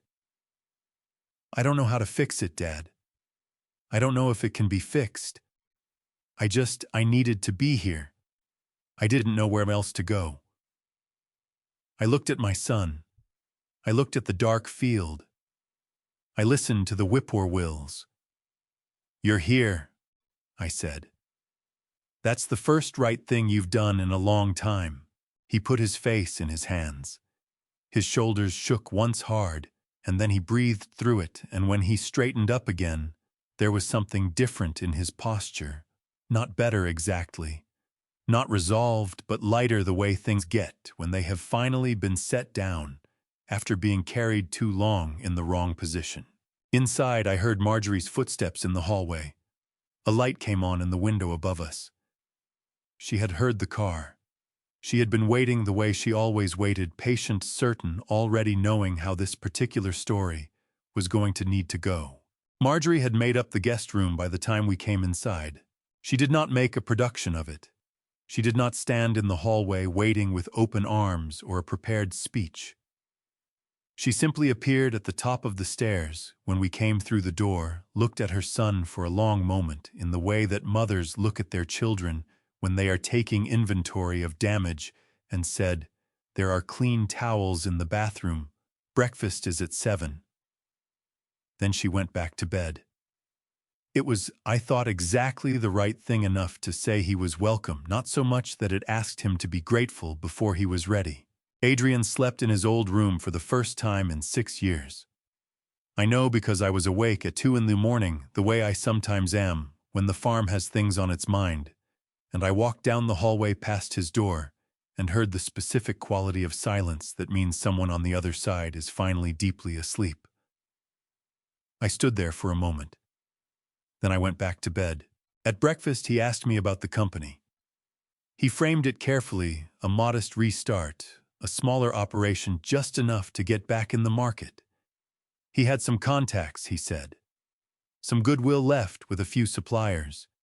He thought that with some initial capital, maybe 50,000, he could... No, I said. He looked up from his coffee. "Dad, I heard you," I said. "The answer is no. Not because I can't, and not because I'm punishing you. But because the last time I gave you money to build something, the thing that got built wasn't what either of us intended." I set my mug down. "You're welcome to stay here. There's work to be done on this farm, and I'm not getting younger, and I could use the hands. If you want to start something new someday, you'll start it with money you earned yourself. That's the only kind that teaches you anything. Adrian looked at his coffee for a long moment. His jaw worked slightly. I watched him cycle through the responses. He was considering the argument, the appeal, the negotiation. And then I watched him let all of them go one after another, the way a man releases things he has been gripping too tightly when he finally understands that gripping isn't working. "All right," he said. After breakfast, I handed him a pair of work gloves from the hook by the back door. They were an old pear canvas with leather palms, the kind that take a season to break in properly. "East fence," I said. "The section along the creek. Posts are shifting. Take the post driver and the wire stretcher, they're in the equipment shed second shelf on the left." He took the gloves. He looked at them for a moment, the way a man looks at something that represents a significant renegotiation of his self-image. Then he put them on and went out. I gave him the morning. That was deliberate. There is a particular kind of dignity in being left alone with a task, in being trusted to figure it out without supervision, to make the small decisions that add up to a completed thing. I had learned that from my own father, who had understood that help offered too readily was an insult dressed as generosity. At noon, I drove out in the truck to check on him. He had finished a third of the section and done it correctly. Post set at the right depth wire, tensioned properly. The corners braced the way they needed to be to hold through winter. His hands, when he pulled off the gloves to drink from the water bottle I brought, were red and raw, the skin across the knuckles starting to raise in the blisters that come from unaccustomed work. He looked at them and then at the fence line and then at me. "It's harder than it looks," he said. "Most things are," I said. He drank half the water bottle without stopping. The April sun was warm on the field, but the creek kept the air cool along the fence line, and his breath came in small clouds when he exhaled. He was dirty in the specific way that outdoor work makes a person dirty: dust on the jacket, clay on the boots, a smear of rust from the wire stretcher along one forearm. He did not look like a man who owned a company. He looked like a man who had done something with his morning. "I didn't know you sold the south parcel," he said, looking out at the field. "Mom told me this morning. The apple orchard." "4 years ago," I said, "for the down payment on your house." He was quiet for a moment. The creek moved behind us, steady and indifferent. "I didn't know," he said again, differently this time, not as information but as an admission. "I know you didn't," I said. "I didn't tell you." He looked at me. "Why not?" I thought about it honestly before I answered. "Because I didn't want you to feel obligated," I said. "And because I told myself it didn't matter. Land can be replaced." I paused. I was wrong about the second part. Adrian looked back at the fence line at the posts he had set straight and solid in the Carolina clay. He pulled the gloves back on. "I'll finish the section before dark," he said. He did. I checked it after dinner, walking the creek fence in the long evening light, and it was good work, not perfect. Not the work of someone who had been doing it for 40 years, but honest and complete, the kind of work that would hold. I did not tell him this in those terms. I came back to the house and said, "Looks solid," and he nodded and asked what needed doing tomorrow, and I told him about the drainage ditch on the north side that had been silting up since February, and he wrote it down on a notepad he had found in the kitchen drawer. He wrote it down. I had not asked him to. He simply did it the way a man does when he understands that the information matters and he intends to use it. I went to bed that night thinking about the notepad, about the specific quiet significance of a 40-year-old man writing down what needed doing tomorrow on a farm that was not his for no reason except that he planned to do it. 3 weeks into Adrian's stay, the farm had already begun to reshape him in the small, incremental ways that physical work reshapes a person, whether they intend it or not. He was up before 6 every morning without being asked. His hands had toughened past the blister stage and were developing the particular calluses that come from repeated contact with tools and wire and wood. He had stopped wearing the wool coat he had arrived in and replaced it with an old canvas barn jacket of mine that he had found hanging in the equipment shed, and he wore it without comment, the way a man wears something when he has stopped thinking about how he looks and started thinking about whether he is warm enough to work. He did not ask me about money. He did not ask about the trust or the POA or the future of the property. He woke up, he worked, he came in for meals, he went to bed.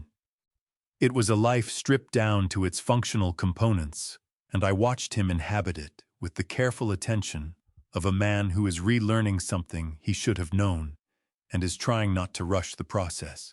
Marjorie watched him too from her own angle. She had her follow-up appointment in the 3rd week of April. The cardiologist was satisfied with her rhythm and adjusted one of her medications downward, which she took as a personal victory and had announced at dinner with quiet satisfaction. She was moving more easily by then, taking her morning walk around the near field, spending her afternoons in the kitchen or the sitting room with her books and her correspondence. She and Adrian occupied the same spaces with a care that reminded me of two people who have bumped into each other in a hallway and are still working out the choreography. It was a Thursday afternoon, 2 days after her cardiology appointment, when I came in from the north drainage ditch to find the kitchen empty and the sitting room door half open. I stopped in the hallway. Marjorie was in her chair by the window. Adrian was on the footstool across from her, not the couch, the footstool which put him lower than her, which I do not think was accidental. He was leaning forward with his forearms on his knees, and he was talking. I could hear the low register of his voice without making out the words, and I stood in the hallway and listened to the sound of my son talking to his mother, and did not move. Marjorie's face, when I could see it past the angle of the door, was doing something I had not seen it do in this context before. It was open. Not the careful, managed openness she had shown in the hospital, but something more unguarded, the expression of a woman who has been waiting for a conversation for a long time, and is now in it, and is letting herself be in it fully without the protective reserve she had been carrying since January. I heard Adrian's voice rise slightly, not in anger, but in the effortful way of someone pushing through to something difficult. Then I heard him stop. And then I heard Marjorie speak, and though I could not make out her words either, I heard the quality of them unhurried, certain the tone she used when she was telling you something she had known for a while and had been saving for the right moment. Adrian made a sound that was not quite a word. It came from somewhere deep and involuntary, the sound a person makes when something they have been bracing against turns out not to be what they feared. His shoulders dropped. I could see that much through the gap in the door, and he bent forward further, his head dropping toward his hands, and Marjorie leaned out of her chair and placed her palm on the back of his head, the way she had when he was small, with the complete unself-conscious authority of a mother who has earned that gesture through 40 years of showing up. Neither of them spoke for a moment. The afternoon light came through the window behind Marjorie and lay across the floor between them, and the house was as quiet as it gets in April when the windows are cracked and the birds are working in the fields outside. I went back down the hallway to the kitchen. I poured myself a glass of water I did not particularly need and stood at the sink, drinking it, slowly looking out at the equipment shed and the fence line beyond it, and the flat, wide, patient Carolina sky above everything. My hands were steady. My chest felt the way it feels after something heavy has been put down in the right place, not empty but settled. After a while, I heard the sitting room door open fully. Footsteps in the hallway. Adrian appeared in the kitchen doorway. His eyes were red, and he had made no effort to address that, and I respected him for it. He looked at me for a moment, and I looked at him, and what passed between us in that moment did not require language, which was fortunate because I did not have any that felt adequate. He crossed to the sink and ran the cold water and splashed it on his face. Then he reached for the dish towel on the oven handle, dried off, and hung it back where it had been. He looked out the window at the fence line. "The corner post on the north section is starting to lean," he said. His voice was rough but steady. "I noticed it this morning.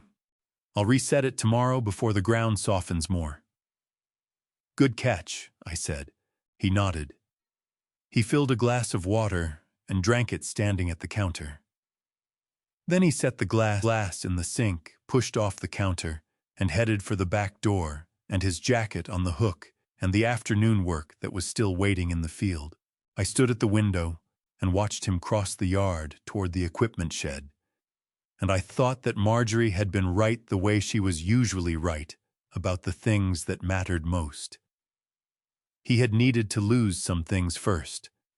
And now on the other side of the losing, something was beginning to take shape that had not been there before, something quieter and more durable than anything money had ever built between us. The months that followed did not announce themselves as significant. That is the thing about real change, it rarely does. Spring became summer on the farm, the way it always does, through the incremental accumulation of warmth and work and days that start early and end late. Adrian moved through all of it without complaint and without the performance of someone who needs to be seen trying. He fixed the drainage ditch on the north side. He repainted the equipment shed. He learned to read the soil moisture by feel the way my father had taught me, pressing 2 fingers into the ground and knowing from what he felt whether the field needed water or time. The first time he got it right without asking me, he simply nodded and moved on to the next row, and I let him, because that is what the knowledge is worth, not praise, just the ability to act on it. In July, a section of the east fence came down in a storm that moved through overnight and left the fields scattered with broken branches. I went out at first light to assess the damage and found Adrian already there, his boots wet with dew, the post driver on his shoulder, working his way down the line. He had gotten up before me. He had looked at the problem and started solving it. He had not waited to be asked. I stood at the edge of the field and watched him work for a while. And I thought about the man who had driven 40 minutes to a hospital to ask about a bank transfer. And I thought about the man in the wet field fixing fence before sunrise. And I understood that they were the same man, which meant that neither version had been inevitable. What a person becomes is not fixed. It is the accumulated result of what they are asked to bear and whether they choose to bear it. By September, the 3 of us had settled into the kind of daily rhythm that does not require negotiation because everyone has learned their part. Marjorie cooked on Tuesdays and Thursdays. Adrian took over the market run on Saturdays. I handled the accounts the way I always had, but Adrian sat with me on the first of every month now, while I went through them, not to manage anything, just to learn. He asked questions that told me he was paying attention. He wrote things down in the same notepad from the kitchen drawer, which was nearly full by then. One evening in October, he came in from the field and sat across from me at the kitchen table and said without preamble, "Dad, do you remember teaching me to drive the tractor? I must have been about 9. I looked at him. "You kept stalling it on the hill." He laughed. It came out of him easily, without effort, the laugh of a man who has found something he had misplaced. It was the best sound the farm had made all year, and I held on to it the way you hold on to the things that tell you something true quietly, without making anything of it. Because some things are diminished by being named. There is a particular quality to winter mornings on a Carolina farm that I have never been able to adequately describe to someone who has not lived them. The cold comes in clean and total, without the gray dampness of the coastal regions or the hard brutality of the mountains. The fields hold the frost in a way that makes them look deliberate, every blade of grass edged in white, the fence lines sharp against the pale sky, the whole landscape stripped to its essential geometry. It is the kind of morning that does not allow for pretending. Everything is exactly what it is, I was sitting on the porch with my coffee when I heard the back door open. Adrian came out with 2 mugs and handed one to me without a word, and sat down on the step beside me the way he had in April on a different kind of night, for different reasons. The fields in front of us were silver with frost. The sun was just beginning to consider the eastern tree line. We sat like that for a while, long enough for the coffee to cool slightly, long enough for the light to change. I had spent a year thinking about what I had done wrong. Not the money, though the money was part of it. What I had done wrong was simpler and harder to name than money. I had confused provision with love. I had believed that removing difficulty from a person's life was the same as caring for them, when in fact, it had been the opposite. It had removed the very friction that might have shaped my son into the man I had always hoped he would become. I had not given him a gift. I had given him a delay. I looked at Adrian beside me, at his hands around the mug, rough and capable now, the hands of someone who had actually done things. I thought about the fence he had fixed before sunrise, the notepad in the kitchen drawer, the question he had not asked since April. "Your grandfather used to say that a farm teaches you patience," I said. "You plant, you tend, you wait. And if you do it right, not perfectly, just honestly, something grows." Adrian looked out at the frost-covered field. "I'm starting to understand that," he said. I nodded. The sun cleared the tree line. The frost on the fields caught the light and held it brief and brilliant before the warmth began its slow work. "So am I, son," I said. "So am I. I used to believe a good father was measured by what he provided. I was wrong. Looking back at everything, the checks I wrote, the land I sold, the silence I kept too long, real love sometimes means letting people face the weight of their own choices. God didn't design us to carry each other's burdens forever. He designed us to grow through them. Don't do what I did. Don't confuse generosity with love. Don't let guilt disguise itself as patience. People call stories like mine dad's revenge stories. But the best dad's revenge stories aren't about settling scores. They're about a man who stopped shrinking and started standing. If you've been searching for dad's revenge stories that actually mean something, I hope this one delivered. What I found wasn't punishment. It was family justice, quiet and real. Not the family justice of courtrooms, but the kind that happens on a farmhouse porch at sunrise. That is the only family justice worth fighting for, and it starts the moment you finally say enough and mean it. If this story moved, you drop a comment below. Share it with someone who needs it. Subscribe if you want to stay. The next story might be the one that changes something for you. Thank you for watching until the end. That means more than you know. The stories ahead contain fictional elements built for reflection and meaning. If that's not for you, no hard feelings. Choose what serves you best.